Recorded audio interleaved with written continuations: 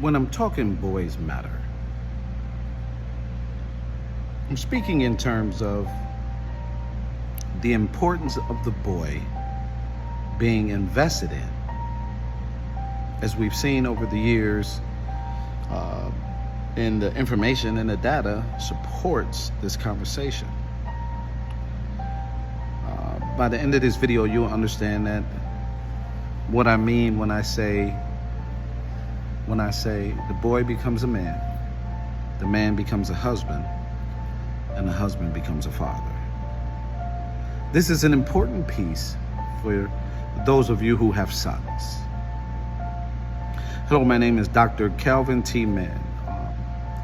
I have been the national encourager for quite some long time. After 40 years of work, being successful with youth and boys, I just want to share 3 things that you as the parent could use to improve the existence of your sons.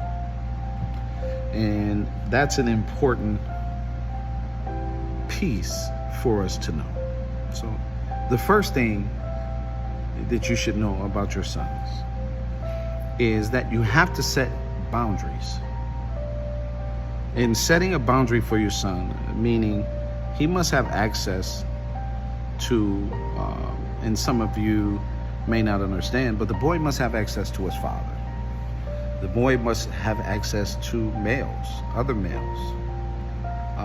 You are supposed to have a boundary as a parent and as parents in your home. There are certain things that parents, you must do in preparing your son for education, school, community, environments. And if you don't set boundaries, there's a good chance that your son will violate.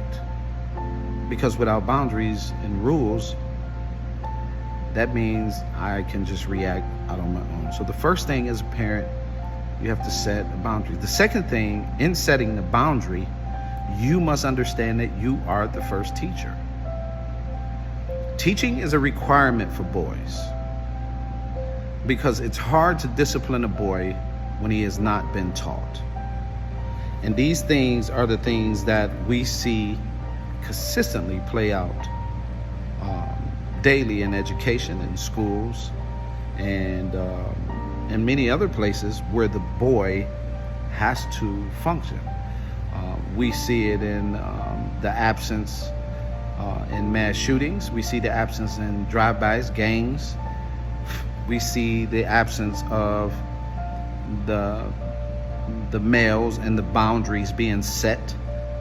Expectations is not the way to set a boundary. It's the boundaries and the expectation of the boundary that helps the young man. So as the second step, remember teaching your son the importance of the boundary, and while violating the boundary, there is consequences.